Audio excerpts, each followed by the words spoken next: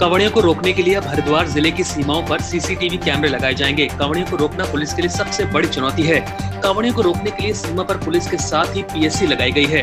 संपर्क मार्गों और जंगल के रास्तों पर भी पुलिस चेकिंग कर रही है। यही नहीं, हरिद्वार पुलिस यूपी, हरियाणा समेत अन्य राज्यों में जाकर अधिकारियों से वार्ता कर रही है। बावजूद इसके इन प्रदेशों के कांवड़ियों प्रदेश की सीमा में चोरी छुपे घुसने की कोशिश कर रहे हैं। SSP D Senthil Avudai Krishnaraj S ने जिले की सीमाओं पर मैन पावर बढ़ाने के साथ ही सीसीटीवी कैमरे लगाने के निर्देश दिए हैं। उन्होंने कहा है कि सीसीटीवी कैमरे जल्द लगवाने के लिए अधीनस्थ अपने अपने क्षेत्र के जनप्रतिनिधियों और औद्योगिक इकाइयों से संपर्क कर सहयोग मांगे, ताकि सीमाओं पर समय रहते सीसीटीवी कैमरे लगाए जा सकें। उत्तराखंड के विद्यालयी शिक्षा मंत्री अरविंद पांडे ने कहा है कि शिक्षा के क्षेत्र में राज्य सरकार ने हर वर्ग के बच्चों के लिए एक समान पाठ्यक्रम लागू किया है। ऐसा करने वाला उत्तराखंड देश का पहला राज्य बना है। उन्होंने कहा कि शिक्षा का बाजारीकरण नहीं होने दिया जाएगा। यदि किसी जिले से विद्यालय में यूनिफॉर्म और पाठ्य पुस्तकों की बिक्री की शिकायत मिली तो अधिकारियों के खिलाफ सख्त कार्रवाई की जाएगी। ऑनलाइन से पढ़ाई और फीस के मामले में मंत्री ने कहा कि जहाँ नेटवर्क के कारण वर्चुअल क्लास नहीं चल रही है, वहाँ स्कूल फीस नहीं लेंगे। लद्दाख की गलवां घाटी में भारत की चौतरफा घेराबंदी के बाद चीन पीछे जरूर हट गया है, लेकिन भारत उसकी फितरत जानता है और लापरवाही के मूड में नहीं है। उत्तराखंड के सीमांत जिले पिथौरागढ़ से लगे चीन सीमा पर सुरक्षा व्यवस्था को और पुख्ता करने के मकसद से बीओपी पर जवानों के लिए हट्स बनाए जाएंगे। इसके लिए भारतीय सेना के इंजीनियर रेजिमेंट के 125 जवान चीन सीमा के निकट स्थित दारमा घाटी के ढाकर पोस्ट पहुंच गए हैं। धारचूला के ब्यास और दारमा घाटी की सीमाएं चीन से लगी हुई हैं। दोनों क्षेत्रों में सीमा पर सेना और आईटीबीपी 24 घंटे अलर्ट है। लद्दाख की गलवां घाटी में चीनी सैनिकों से हुई झड़प और नीतू लेक में झंडे दिखाकर चेतावनी देने के बाद से भारतीय सुरक्षा एजेंसियों ने पिथौरागढ़ जिले की चीन सीमा पर सुरक्षा और कड़ी कर दी है। इसके लिए सामान पहुंचाया जा रहा है। सीमा पर सेना और आईटीबीपी के जवान 24 घंटे गश्त कर रहे हैं। देहरादून से जॉलीग्रांट एयरपोर्ट से हैदराबाद और बेंगलुरु के लिए 15 जुलाई से हवाई सेवाएं शुरू हो जाएंगी। एयर इंडिया की ये फ्लाइट सप्ताह में 2 दिन बुधवार और रविवार को चलेगी। हैदराबाद और बेंगलुरु की हवाई सेवा से जुड़ने से प्रदेश में पर्यटन को बढ़ावा मिलेगा। मुख्यमंत्री त्रिवेंद्र सिंह रावत ने एयर इंडिया के चेयरमैन से देहरादून से बेंगलुरु, हैदराबाद के लिए हवाई सेवा शुरू करने का आग्रह किया था। सीएम के नागरिक उड्डयन सलाहकार कैप्टन दीप श्रीवास्तव ने बताया कि 15 जुलाई से देहरादून से बेंगलुरु और हैदराबाद के लिए हवाई सेवा शुरू कर दी जाएगी। इसकी डीजीसीए से अनुमति मिल गई है। हैदराबाद से सुबह 7 बजे फ्लाइट चलकर 9:15 पर जॉलीग्रांट एयरपोर्ट पर पहुंचेगी। देहरादून से सुबह 10:15 बजे फ्लाइट बेंगलुरु के लिए चलेगी और 12:45 पर बेंगलुरु पहुंचेगी। बेंगलुरु से ये फ्लाइट दोपहर 2 बजे चलकर 3 बजे हैदराबाद पहुंचेगी।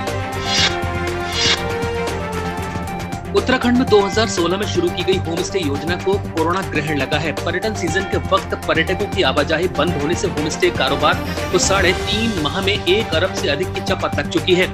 कोरोना काल में पर्यटन पर बंदिश के चलते उत्तराखंड में होम स्टे संचालकों पर खासी मार पड़ी है। अनलॉक 2 में भी होम स्टे को स्थानीय स्तर पर सहयोग नहीं मिल पा रहा है। कोरोना काल में गढ़वाल मंडल में होम स्टे कारोबारियों को 50 करोड़ से अधिक का नुकसान हो चुका है। सरकार की कोशिश थी कि होम स्टे योजना से गाँव समृद्ध लोक परंपराओं और संस्कृति से बाहर के लोगों को जोड़ा जाए। इसे उत्तराखंड की संस्कृति का ही प्रचार होगा। इस तरह से देखा जाए तो होम स्टे प्रदेश में प्रकृति से जुड़ने, साहसिक पर्यटन का रोमांच अनुभव करने और सांस्कृतिक रूप से स्थानीयता को जानने और समझने का तरीका भी है। इस साल कुल 5000 होम स्टे के पंजीकरण का लक्ष्य रखा गया है, लेकिन अभी तक मात्र 1842 का ही पंजीकरण हो पाया है।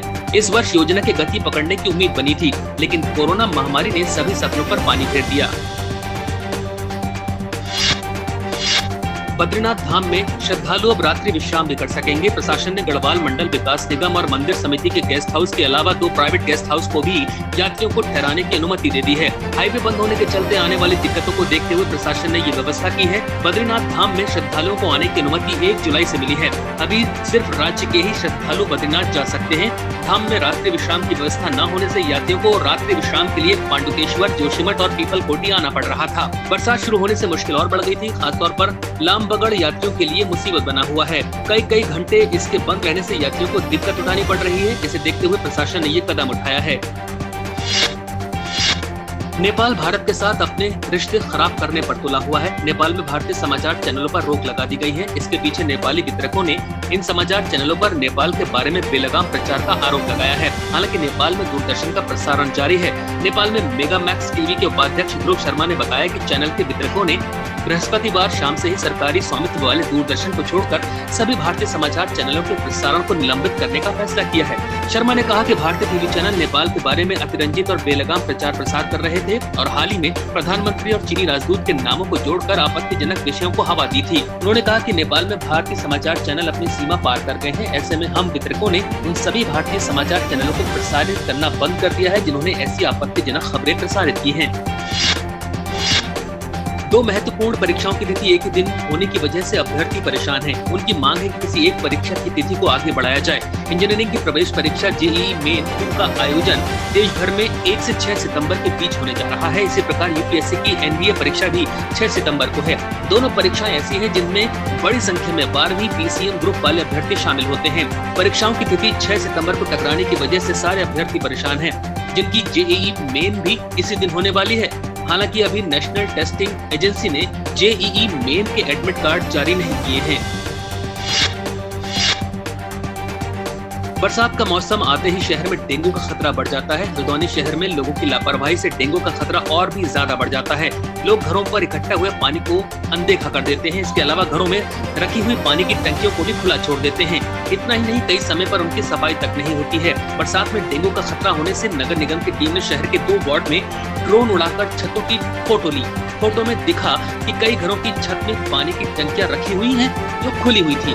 नगर स्वास्थ्य अधिकारी ने लोगों को सुधार करने की नसीहत दी। इसके साथ ही अगर लोगों ने सुधार नहीं किया तो शुक्रवार से जुर्माने की कार्रवाई की चेतावनी भी दी जाएगी। नगर निगम ने फैसला लिया है कि यदि किसी व्यक्ति के घर में जमा पानी में डेंगू का लार्वा मिलता है तो पहली बार में 200 रुपए जुर्माना लगाया जाएगा। यदि दूसरी बार भी लार्वा मिला तो 1000 रुपए का जुर्माना देना होगा।